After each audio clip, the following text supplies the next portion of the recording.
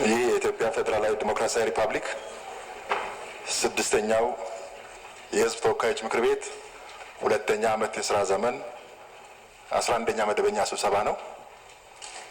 በሕገ መንግስቱ አንቀጽ 58 ንዑስ አንቀጽ 1 እና በምክር ቤቱ የአሰራርና የአባላት ስነ ምግባር ደንብ አንቀጽ 22 ንዑስ አንቀጽ 2 መሰረት ከአባላት መካከል 325 የተገኙ ስለሆነ ምልዓተ ጉባኤ ተሟልቷል። ለዛሬው ዕለት የተያዘው አጀንዳ የኢትዮጵያ ፌዴራላዊ ዲሞክራሲያዊ ሪፐብሊክ ጠቅላይ ሚኒስትር ክቡር ዶክተር አብይ አህመድ የመንግስትን የ2015 በጀት ዓመት የ6 ወራት አፈጻጸም ሪፖርት ላይ ከምክር ቤት አባላት ለሚነሱ ጥያቄዎች የሚሰጡትን ምላሽና ማብራሪያ ማዳመጥ ነው። ክቡር ጠቅላይ ሚኒስትር በምክር ቤታችን ምላሽና ማብራሪያ ለመስጠት ስለተገኙ በራሴና በሕዝብ ተወካዮች ምክር ቤት ስም ምስጋናዬን አቀርባለሁ። በመቀጠል በ6 ወር አፈጻጸም ሪፖርታቸው ላይ ጥያቄ ለሚያነሱ የምክር ቤት አባላት እድል ሰጣለሁ። የተከበሩ ዶክተር አብዱልሰመድ ሁሴን። ለተሰጠኝ እድል እጅግ አመሰግናለሁ። የተከበሩ ዋና አፈ ጉባኤ፣ በዚህ አጋጣሚም ለመላው ሙስሊም ኢትዮጵያውያንና ትውልደ ኢትዮጵያውያን ወገኖቻችን እንኳን የሰላም የአንድነትና የይቅርታ ወር ለሆነው ለታላቁ ረመዳን ወር አደረሳችሁ ማለት እፈልጋለሁ። በቅድሚያ ክቡር ጠቅላይ ሚኒስትር የ6 ወር የመንግስትን አፈጻጸም ሪፖርት ለማቅረብና ማብራሪያ ለመስጠት በመካከላችን ስለተገኙ እያመሰገንኩ ጥያቄን እንደሚከተለው አቀርባለሁ። የሰሜኑ የሀገራችን ክፍል በተከሰተው ግጭት ምክንያት ሀገራችን ዘርፈ ብዙ ጫና እንዲሁም ጉዳት ማድረሱ እውን ነው። መንግስት ይህን ችግር ጥበብ በተሞላበት መልኩ በአፍሪካ ህብረት ጥላ ስር ኢትዮጵያን አሸናፊ በማድረግ በትግራይ ክልል ለሚገኙ ዜጎቻችን አንጻራዊ እፎይታ እና የሰላም አየር እንዲተነፍሱ ተደርጓል።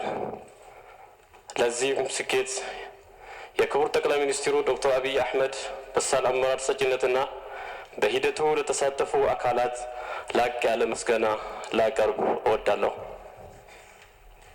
በተመሳሳይ መልኩ ባለፉት 3 ዓመታት በኦሮሚያ ክልል በምዕራብና ደቡብ ኦሮሚያ ከታጣቂ ኃይል ጋር በሚካሄደው ግጭት በርካታ ህይወትና ንብረቶች ወድመዋል፣ እየወደሙ ይገኛሉ። ይህን ግጭት በሰላም ለመፍታት የኦሮሚያ ክልላዊ መንግስት ባደረገው ጥሪ መሰረት የኦነግ ሸኔ አመራር ጥሪውን በመቀበል አዎንታዊ ምላሽ ቢኖርም በሁለቱ በኩል ትርጉም ያለው የሰላም ሂደት አልተደረገም ወይንም ሲደረግ አልተስተዋለም። ባለፉት 3 ዓመታት ይህን ከፍተኛ የሰላም እጦት መንስኤ የሆነውን ችግር ለመፍታት እና ተጨባጭ ሰላም ለማምጣት የፌዴራል መንግስቱ ምን አይነት ስትራቴጂ እየተከተለ ይገኛል? እንዲሁም በግጭቱ ምክንያት በክልሉ የተከሰተው የጤና የማህበራዊና የኢኮኖሚያዊ መስቀልቅሎችን በተደራጀና በተሻለ መልኩ ወይንም ቢልዲንግ ባክ ቤተር የሚባለውን ለማቋቋም መንግስት ምን ለማድረግ አቅዷል? አመሰግናለሁ። እናመሰግናለን። በመቀጠል የተከበሩ አቶ ሞጋ አባቡልጋ።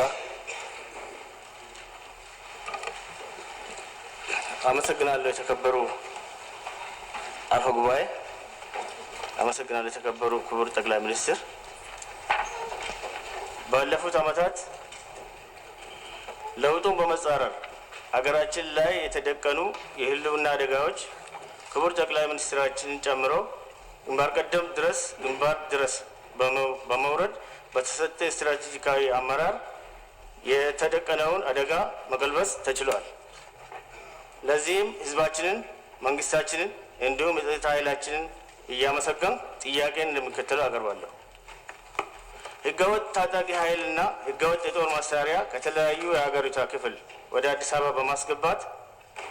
አበባ ከተማ አስገብተው በማደራጀት መዲናችንን የእውቀትና የብጥብጥ ማዕከል ለማድረግና ትኩረታችን ወደ 4 ኪሎ ቤተ መንግስት የሚል ቅስቀሳና ፋይናንስ በማድረግ በህዝቦች መስዋዕትነት የተገነባውን መንግስት በኃይል አፍርሶ ስልጣን እንይዛለን ብለው እየሰሩ ያሉ ኃይሎች እንዳሉ ይነገራል። እነዚህን የጥፋት ኃይሎች ለመመከት በመንግስት በኩል ምን እየተሰራ ነው? አመሰግናለሁ። እናመሰግናለን። በመቀጠል የተከበሩ ወይዘሮ ስመኝ ሳህሉ። እሺ፣ አመሰግናለሁ። የተከበሩ ዋና አፈ ጉባኤ፣ በቅድሚያ ክቡር ጠቅላይ ሚኒስትር ዶክተር አብይ አህመድ የ2015 በጀት ዓመት በ6 ወር ውስጥ የተከናወኑ ዋና ዋና ተግባራትን ለተከበረው ምክር ቤት ምላሽና ማብራሪያ ለመስጠት በመካከላችን ስለተገኙ እያመሰገንኩ ጥያቄዎችን እንደሚከተለው በጽሁፍ አቀርባለሁ። ክቡር ጠቅላይ ሚኒስትር፣ መንግስት ጦርነትን፣ ብጥብጥንና ግጭትን በማስቆም ዜጎች በየትኛውም ቦታ ተዘዋውሮ የመኖር ሀብት የማፍራትና ሰብአዊ መብታቸው ተጠብቆ የመኖር ህገ መንግስታዊ መብት እንደሆነ ይደነግጋል። የመንግስትም ተቀዳሚ ተግባሩ እንደሆነ ይታወቃል።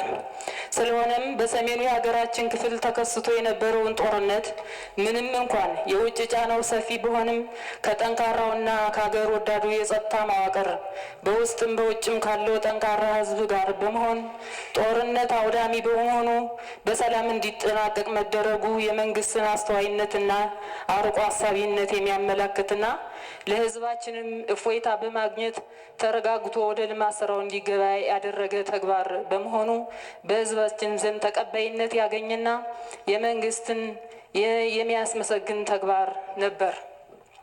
ሆኖም ግን አሁንም በተለያዩ ክልሎች በተለይም በአማራና በኦሮሞ ክልሎች መካከል ብልጽግና አንድ ሆኖ ሁለንተናዊ እድገትን ከማምጣት ይልቅ ከመግለጫዎች ጀምሮ ጎራ በመያዝ ማለት የሆነ የመደበላለቅ ስሜት ይታያል። በኦሮሚያ ክልልም አሁንም መፈናቀል፣ በአማራም መፈናቀል፣ ሞት፣ ስደት አሁንም እንደቀጠለ ነው። በተለይም በአማራ ክልል በሁሉም ህብረተሰብ በተለይ በወጣቱ ወደ አዲስ አበባ እንዳይገባ ይታገታል። በሚሊዮን የሚቆጠር ገንዘብ ከህብረተሰቡ እየተለመነ አንዳንዱም ይለቀቃል፣ አንዳንዱም ይሞታል። ይሄ የቅርብ ጊዜ ትዝታችን ነበር።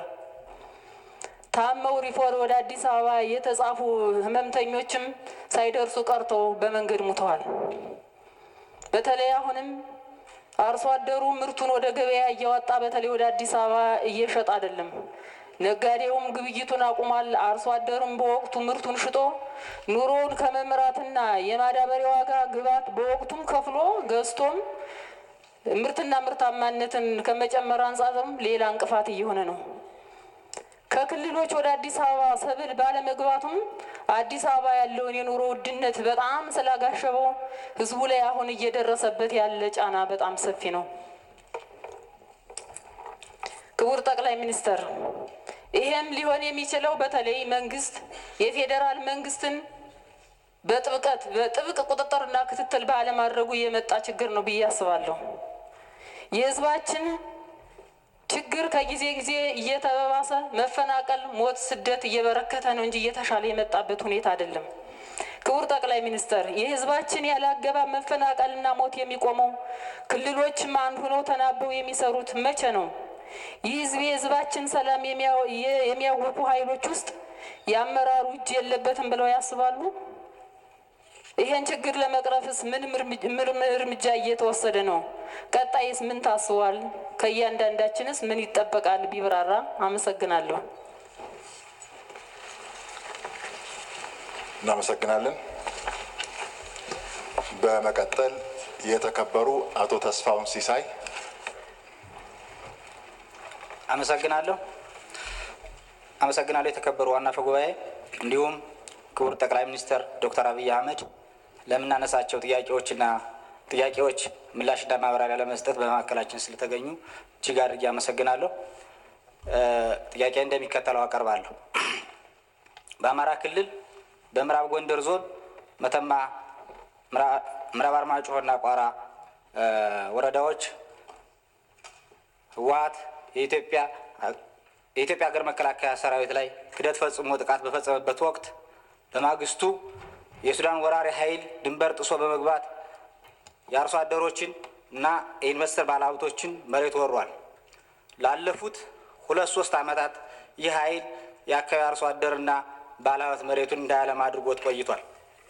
የሱዳን ወታደር በታሪክ አድርጎት የማያውቀውን ላለፉት 3 ዓመታት ያክል መሬት ወሮ ተቀምጧል። ይህን ኃይል ለማስወጣት ምን ታስቧል? ሁለተኛ፣ የሱዳን ወራሪ ኃይል በአርሶ አደር ደረጃ 1500 አባወራ፣ 4200 ቤተሰብ፣ ከ500 በላይ ኢንቨስተር ባለሀብቶች ከቀያቸውና ከእርሻ ቦታቸው አፈናቅሏል። እስካሁን የተደረገ ካሳም ሆነ ድጎማ የለም። ከዚህ አካባቢ በውጭ ወራሪ ኃይል ለተፈናቀሉ አርሶ አደሮችና ኢንቨስተር ባለሀብቶች ሀብት ንብረታቸው ለወደመባቸውና ለተዘረፈባቸው ለመቋቋም ምን ታስቧል? በመጨረሻ የመንግስት ተቋማት ህብረተሰቡ ሲገለገልባቸው የነበሩ ትምህርት ቤት፣ ጤና ጣቢያ፣ የውሃ ተቋማት እንዲሁም ቤተ ክርስቲያን በዚህ የውጭ ወራሪ ቡድን ወድሟል፣ ተቃጥሏል። እነዚህን የህብረተሰብ መገልገያ ተቋማት መልሶ ለማቋቋም ምን ታስቧል? አመሰግናለሁ። እናመሰግናለን። በመቀጠል የተከበሩ ገነነ ገደቡ።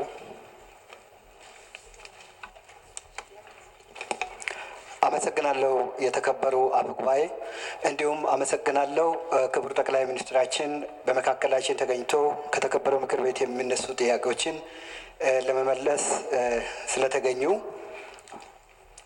እኔ የማቀርበው ጥያቄ በዋናነት ህገ መንግስት ጥሰትን በተመለከተ ነው። ህገ መንግስቱንና ህገ መንግስታዊ ስርዓቱን ሁሉም አሰራሮችና ልማዶች ሊጥሱትና ሊቃረኑት አይገባም።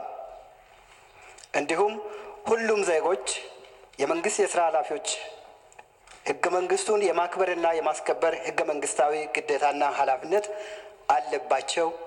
አለብንም።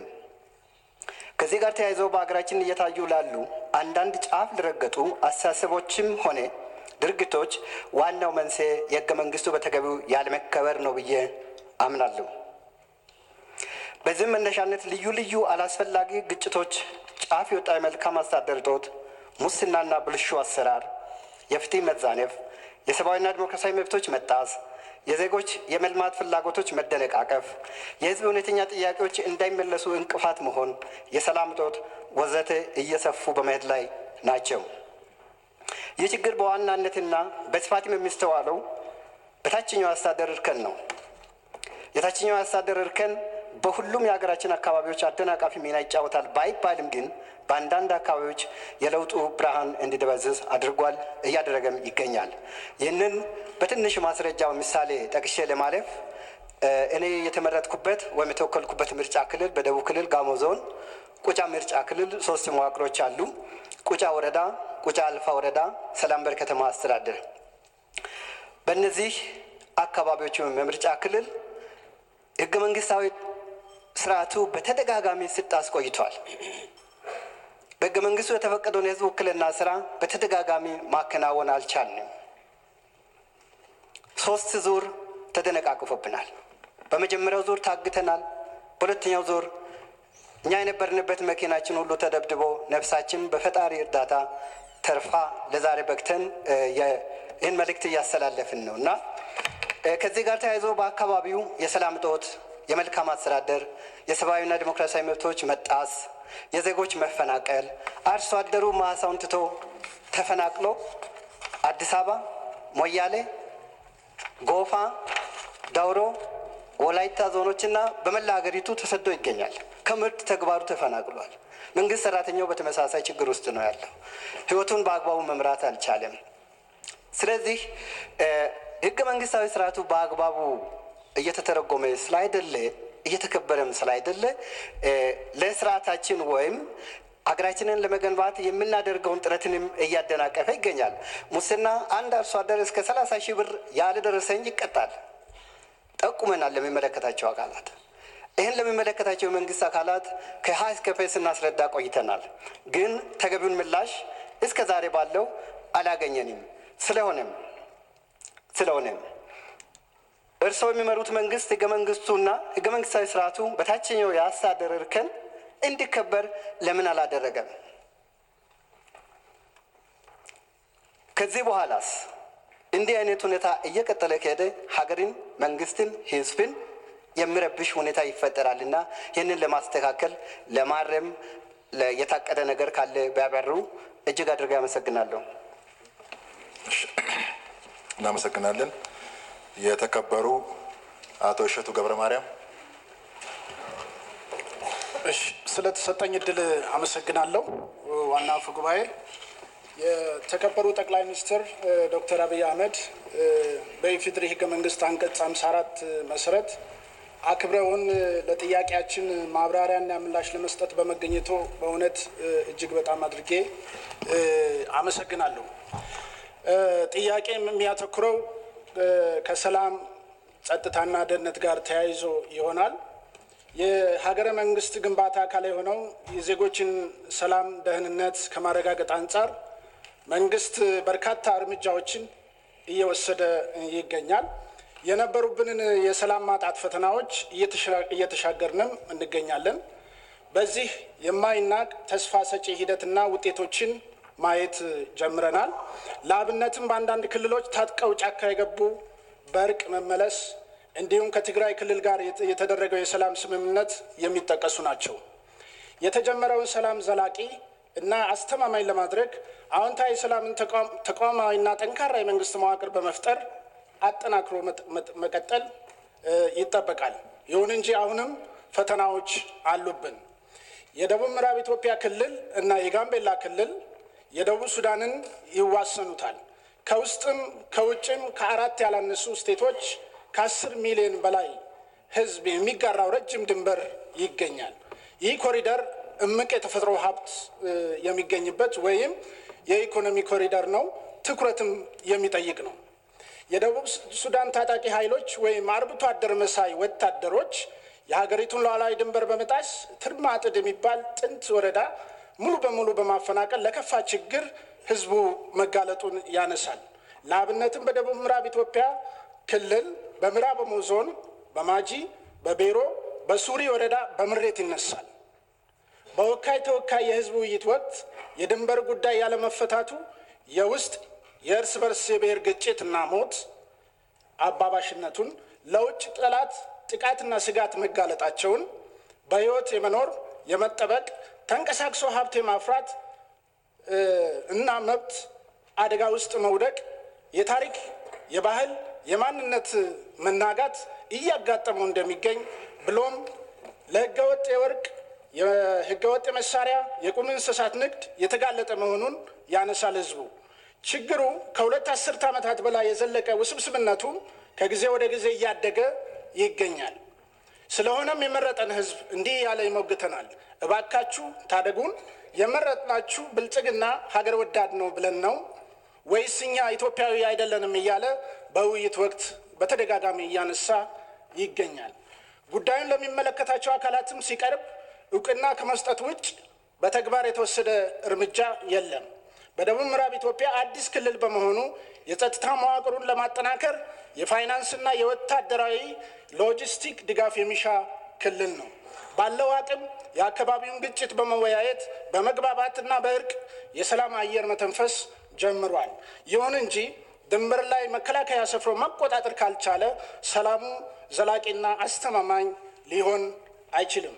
ስለሆነም እባኮትን አስፈላጊውን ስምሪት በመስጠት ህዝባችንን ከአደጋ እንዲታደጉ እየጠየቁ እንደ ሀገርም ስትራቴጂካዊና ኢኮኖሚያዊ ጠቀሜታ ያለው በመሆኑ በአጠረ ጊዜ ለመፍታት ምን ዘላቂ መፍትሄ እንደታሰበ ለህዝባችን በግልጽ ቢብራራ። አመሰግናለሁ። እናመሰግናለን። በመቀጠል የተከበሩ አቶ እጅጉ መላከ። አመሰግናለሁ። የተከበሩ አፈ ጉባኤ፣ አመሰግናለሁ ክቡር ጠቅላይ ሚኒስትር። በመቀጠል ጥያቄዎቼ እንደሚከተለው አቀርባለሁ። በሰሜኑ የሀገራችን ክፍል የተከሰተው ከፍተኛ ሰብአዊና ቁሳዊ ጉዳት ያስከተለ ጦርነት ለማስቆም ባልተጠበቀ ፍጥነት ዘላቂ የሰላም ስምምነት ላይ ለመድረስ መንግስት ያሳየው ቁርጠኝነት የሚደነቅ ነው። በተጨማሪም በቅርቡ በኢትዮጵያ ኦርቶዶክስ ቤተ ክርስቲያን ውስጥ አጋጥሞ የነበረውን ችግርና የሃይማኖትን ድንበር ተሻግሮ ፖለቲካዊ ገጽታ በመላበስ ሀገራዊ የሰላምና የጸጥታ ስጋት ደቅኖ የነበረውን አደጋ በሰለጠነ መንገድ ለመፍታት መንግስት ድርሻውን በብቃት መወጣቱ ሊመሰገን ይገባዋል። ክቡር ጠቅላይ ሚኒስትር፣ ይህ ለሰላም የተከፈለ ውድ ዋጋ ሀገራዊና ህብረ ብሔራዊ አንድነታችን ጸንቶ እንዲቀጥል ያለው ፋይዳ እንደተጠበቀ ሆኖ በተለያዩ የሀገራችን አካባቢዎች የተከሰቱ ግጭቶች ብሔር ተኮር ጥቃቶች 100 ሺዎችን ከአምራችነት ወደ ዕለት እርዳታ ጠባቂነት ካሸጋገሩ ውሎ አድሯል። ይህ በብዙ የሀገራችን አካባቢዎች ያለ ችግር ቢሆንም በተለይ እኔ በተወከልኩበት የአማራ ክልል አካባቢ ከፊሎች በቂ የሰብአዊ ድጋፍ አቅርቦት በሌለበት ሁኔታ በመጠለያ ካምፖች ተጠልለው፣ ቀሪዎቹ በህብረተሰቡ ውስጥ ተበትነው ልባቸው ተሰብሮ ይገኛል። እነዚህን ዜጎች ወደ ቀደመው መኖሪያቸው በመመለስና በዘላቂነት በማቋቋም ማንም የማይገለልባት የጋራ ሀገር ያለችን መሆኑን በተግባር ለማረጋገጥ መፈናቀሉ በተከሰተባቸው ክልሎችና በፌዴራል መንግስት በኩል ያለው ዝግጁነት ምን እንደሆነ ቢያብራሩልን። በተጨማሪም ጦርነትና ግጭቶች በፈጠሩት ስጋት ምክንያት ዜጎች ከአንድ አካባቢ ወደ ሌላ አካባቢ በነጻነት የመዛወር ህገ መንግስታዊ መብታቸው አደጋ ላይ ወድቆ ቆይቷል። አሁንም የጸጥታ ስጋት አለ በሚል ሰበብ የቅድሚያ ማስጠንቀቂያ መረጃ ሳይኖራቸው ወደ አዲስ አበባ የሚመጡ ተጓዦች በየመግቢያ በሮች በመታገት ለከፍተኛ ወጪና እንግልት እየተዳረጉ ከመሆኑም በላይ ችግሩ በተከሰተበት ክልል አመራሮች ላይ የህዝብ ጫና እያረፈ በከልካይና በተከልካይ አካባቢዎች መካከልም ያለውን ግንኙነት በሂደት እየሻከረ እንዲሄድ የሚያደርጉ ምልክቶች እየታዩ ነው። አዲስ አበባ ክፉ ህልም አይታ ባደረች ቁጥር ቤታችን ብለው በሚመጡ ልጆቿ ላይ በር መዝጋቷ የሚቆመው መቼ ነው? በተመሳሳይ ሁኔታ በረጅም ርቀት አውራ ጎዳናዎች ላይ የሚቋቋሙ ኬላዎች የተመረጡና የተመጠኑ መሆን ሲገባቸው እጅግ የበዙና አንዳንድም በጥቂት 100 ሜትሮች ርቀት የተደረደሩ በመሆናቸው ተጓዦች ሲወጡ ሲወርዱ ስለሚውሉ በፈታሾችም ይሁን በተፈታሾች ላይ ከፍተኛ መሰላቸት ይታያል። ይህን ሁኔታ መልክ ለማስያዝ በመንግስት በኩል ያለው ፍላጎት ምን እንደሆነ ቢያብራሩልን። ሁለተኛ፣ ይህ ዓመት በሀገራችን ታሪክ ለመጀመሪያ ጊዜ ስንዴ ኤክስፖርት ያደረግንበት እንደሆነና ስኬቱም የውጭ ንግድ ገቢያችንን ከማሳደጉም በላይ ለዘመናት ለውጭ ስንዴ እርዳታ ጥገኛ ሆና ለኖረች ሀገር ታላቅ ብስራት መሆኑ ከፍ ያለ ፖለቲካዊ ፋይዳ ያለው ታላቅ ብስራት ከመሆኑም በላይ ከፍ ያለ ፖለቲካዊ ፋይዳ ያለው እንደሆነ በሪፖርቱ የተገለጸበት አግባብ ተገቢና ትክክል ነው። ነገር ግን በአሁኑ ወቅት ሸማቹ ሕዝብ ስንዴን ጨምሮ በምግብ እህል ዋጋ ንረት በከፍተኛ ደረጃ እየተሰቃየ ነው። ያለማቋረጥ እያደገ ከሚሄደው ምግብ ነክ ያልሆኑ ሸቀጦች ዋጋ ጋር ተደምሮ ዝቅተኛ ገቢ ያለው ህብረተሰብ ክፍልና የመንግስት ተቀጣሪ የዋጋ ንረት ከደቀነው ፈተና ጋር እየታገለ ይገኛል። መንግስት ዋጋ ለማረጋጋት የሚወስዳቸው እርምጃዎችም የሚፈለገውን ውጤት ያመጡ አይመስልም። ክቡር ጠቅላይ ሚኒስትር፣ የስንዴ ኤክስፖርትን ከዚህ ሁኔታ ጋር እያነጻጸሩ ሳይተርፈው ያበደረ ከሚለው ሀገረኛ ብሂል ጋር ለሚያመሳስሉት ያለውት መልስ ምን እንደሆነ ቢገልጹልን። አመሰግናለሁ። እናመሰግናለን። በመቀጠል የተከበሩ አቶ ጀንበር አያልነህ። አመሰግናለሁ። የተከበሩ የፌዴሪ የህዝብ ተወካዮች ምክር ቤት ዋና አፈ ጉባኤ፣ አመሰግናለሁ። የተከበሩ ጠቅላይ ሚኒስትር ዶክተር አብይ አህመድ፣ እኔም እንደሌሎቹ ከፍተኛ ምስጋና ማቅረብ እፈልጋለሁ። እንደሚታወቀው አገሪቱ ባለፉት 2 ዓመታት ውስጥ ከውስጥም ከውጭም በተፈጠሩ የፖለቲካና ማህበራዊ ችግሮች በርካታ ወገኖች ለተለያዩ ሰው ሰራሽ ችግሮች ተዳርገዋል። ለአብነት ንጹሃን በማንነታቸው ህይወታቸውን አጥተዋል። ከቀያቸው በግፍ ተፈናቅለዋል። ዜጎች በአገራቸው ከቦታ ቦታ የመንቀሳቀስ ህገ መንግስታዊ መብታቸውን ተነፍገዋል። ባልታወቁ የመንግስት አካላት በጠራራ ፀሐይ ታፍነው ተወስደዋል። እንዲሁም በኦርቶዶክስ ሃይማኖት መካከል ሆን ተብሎ መከፋፈል ተፈጥሯል። እነዚህና ሌሎችን ችግሮችን በማሳያነት ያነሳሉ። ይህን ተከትሎ ብዙ ወገኖች እንደሚሉት ብልጽግና መራሹ መንግስት ውስጥ ያሉ አካላት አገርን አንድ ከማድረግ ይልቅ ለመበተን አቅደው እየሰሩ እንዳሉና ብልጽግና አገርና ህዝብን ክዷል ሲሉ በተደጋጋሚ ይደመጣሉ። ስለሆነም ይህ እሳቤ በበርካታ ህዝብ ዘንድ አመራሩን ጨምሮ ተቀባይነት አግኝቶ የበላይነትን እያገኘ እየመጣ ነው። በእርግጥ እንደሚባለው ብልጽግና መራሹ መንግስት በኢትዮጵያ ህዝብ ላይ ክደት ፈጽሟል? ማብራሪያ ቢሰጥበት። የተከበሩ ጠቅላይ ሚኒስትር፣ ይሄ ጉዳይ በጣም ከባድ ጉዳይ ስለሆነ ጥርጣሬው በብዙ ማህበረሰብ ውስጥ እየገባ ነው። ብልጽግና እየካደን ነው። በምርጫ የተናገረውን አሁን እየፈጸመ አይደለም። አገርን አንድ ከማድረግ ይልቅ የመበተን ግብ ይዞ ነው እየሰራ ያለ የሚል ሀሳብ ስላለ ለኢትዮጵያ ሕዝብ ማብራሪያ ቢሰጡ የሚል ሀሳብ ስላለኝ ነው። የተከበሩ አፈ ጉባኤ 1 ደቂቃ ወስጄ ይህን እድል ደግሜ ስለማላገኘው የመረጠኝ ሕዝብ ለዶክተር አብይ አንዲት መልእክት አስተላልፍልን ስላለኝ 1 ደቂቃ እንዲፈቀድልኝ በትህትና ጠይቃለሁ። አመሰግናለሁ። የተከበሩ ዋና አፈ ጉባኤ፣ እንግዲህ የመጣሁበት ምርጫ ክልል ማዕከላዊ ጎንደር ዞን በለሳ ምርጫ ክልል ይባላል። ይህ አካባቢ ለአገር ተደፈረ ሲባል ለአካባቢው ወይም ለአገሩ ብዙ አስተዋጽኦ እያደረገ ያለ ማህበረሰብ ነው። በጀግንነቱ የሚታወቅ ማህበረሰብ ነው። ይሁን እንጂ ይሄ ማህበረሰብ መንግስት ላይ ፍጹም ከልማት ተገለናል፣ ይህንም ለዶክተር አብይ ንገርልን፣ እድሉን ካገኘ ንገርልን ብለውኛል። ምንድን ነው? ከሁሉም ልማቶች የተገለን ህዝቦች ነን።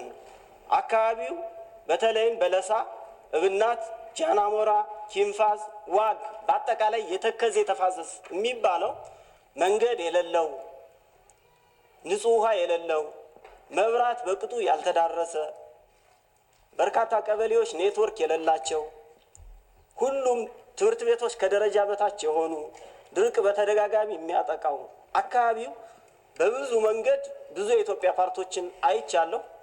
እንዳሉትም በጣም የተጎዳ አካባቢ ስለሆነ እባካችሁ እንደው የሚያዳምጠን መንግስት መቼ ነው የሚመጣ የሚል ስላለ ዶክተር አብይ እንደው ይህን እንዲወስዱለትና ህዝቡንም ለእርስዎ ስላደረስ ተናግሬልሃለሁ እላለሁ። አመሰግናለሁ።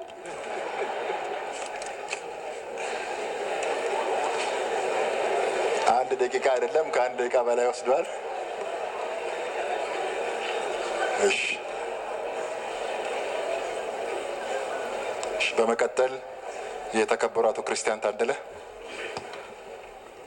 አመሰግናለሁ። የተከበሩ አፈ ጉባኤ፣ እንዲሁም ክቡር ጠቅላይ ሚኒስትር በመካከላችን ተገኝተው የመንግስትን የ6 ወራት ሪፖርት ለማቅረብና ከተከበረው ምክር ቤት አባላት ዘንድ ለሚቀርቡለት ጥያቄዎች ምላሽና ማብራሪያ ለመስጠት በመካከላችን ስለተገኙ አመሰግናለሁ።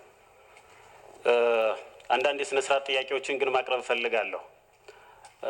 ምክንያቱም እዚህ እኛ የተሰበሰብነው እኔ በበኩሌ የተሰበሰብኩት ክቡር ጠቅላይ ሚኒስትር ከምክር ቤቱ አባላት ለሚቀርቡለት ጥያቄዎች ምላሽና ማብራሪያ እንዲሰጡ ብቻ ሳይሆን የ6 ወራት ሪፖርቱን እንዲያቀርቡ፣ ሪፖርቱ ሲቀርብም እኛ ብቻ ሳይሆን በተለያዩ የሚዲያ አማራጮች ለህዝቡም ቀርቦ ውይይት እንዲካሄድበት ነው። አንድ ሁለተኛ፣ ሪፖርቱን በሰነድ አልተሰጠንም፣ አልደረሰንም። ሪፖርቱን በደንብ ገምግመን መርምረን ከየሴክተር መስሪያ ቤቶች ትራያንጉሌት እና ቫሊዴት አድርገን የተሳሳተ መረጃ ካለም እሱን ለማረም እድል የምናገኝበትን ሁኔታ አልተፈጠረልንም። ይህን ካልኩኝ በኋላ አንድ የጥያቄ መንደርደሪያ የሚሆን ማስታወሻ ብዬ ወደ ጥያቄ ያመራለሁ።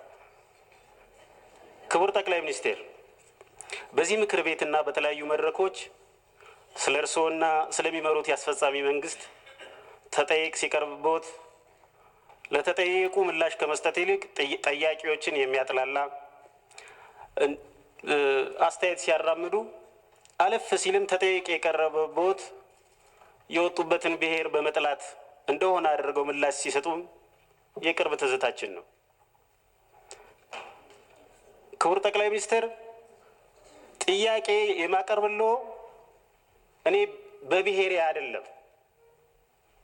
ይህን ጥያቄ ሳቀርብልዎ እርስዎም የሚወክሉትን ብሔር በመጥላት አይደለም። ምላሽና ማብራሪያ ሲሰጡም ለጥያቄ ብሔርዎንና ምናልባት የመንግስት ግልበጣ ሴራ ነው በሚል ምላሽና ማብራሪያ እንዳይሰጡ ከወዲሁ አደራ ማለት እፈልጋለሁ።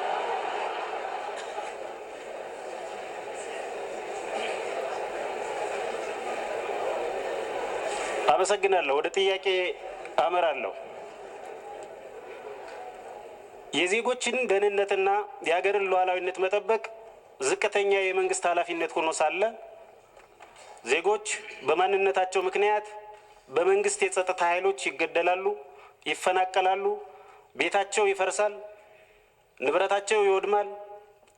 የሀገር ሉዓላዊነትን በሚዳፈር መልኩ የጎረቤት ሀገራት ሰራዊቶች በኢትዮጵያ ሰሜን ምዕራብና ደቡብ ምዕራብ ወሰኖች በርካታ ኪሎ ሜትሮችን ዘልቀው በመግባት ወረራ ፈጽመዋል። ይሄ ቀደም ሲል ከኔ የቀደሙ የተከበሩ የምክር ቤት አባላትም በጥያቄ መልክ ያቀረቡት የኢትዮጵያ ሰብአዊ መብቶች ኮሚሽንም በሪፖርቱ ደጋግሞ በመንግስት የጸጥታ ኃይሎች ስለሚገደሉ ዜጎች ስለሚፈጸሙ የሰብአዊ መብት ወንጀሎች፣ መፈናቀሎች፣ ግድያዎች፣ ቤት መፍረሶች በሪፖርቱ ያቀረበው ነው። አሁን ላይ ባለው ተጨባጭ ሁኔታ የዜጎች ደህንነትና የሀገር ሉዓላዊነት ዋነኛ ስጋት ምንጭ ሆኖ የምናየው እርስዎ የሚመሩት መንግስትን ነው።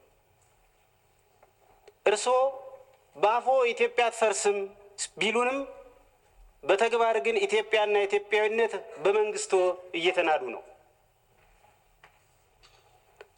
የበርካታ ሀገራት መሪዎች መሰል ኃላፊነትን በወጉ ያለመወጣት ጉድለት ሲያሳዩ ህዝብን ይቅርታ ጠይቀው ስልጣናቸውን ሲለቁ ይታያል። በሀገራችንም የቀድሞ ጠቅላይ ሚኒስትር ክቡር ኃይለማርያም ደሳለኝ ተመሳሳይ ህዝባዊ ተጠይቅ ሲቀርብባቸው ስልጣን መልቀቃቸውን እናስታውሳለን። እርስዎም ወደ ስልጣን የመጡት በዚህው ተጠይቅ ምክንያት ነው። እርስዎስ ስልጣንዎን በመልቀቅ የመፍትሄው አካል ለመሆን አላሰቡም ወይ? በሰብአዊነት ላይ በተፈጸሙ እንዲሁም በማንነት ተኮር የዘር ማጥፋት፣ የዘር ማጽዳትና የማንነት ማሳሳት ወንጀሎች ተጠያቂ ለመሆን ምን ያህል ዝግጁ ነዎት? አመሰግናለሁ። እናመሰግናለን። በመቀጠል የተከበሩ ዶክተር አወቀ አምሳዬ።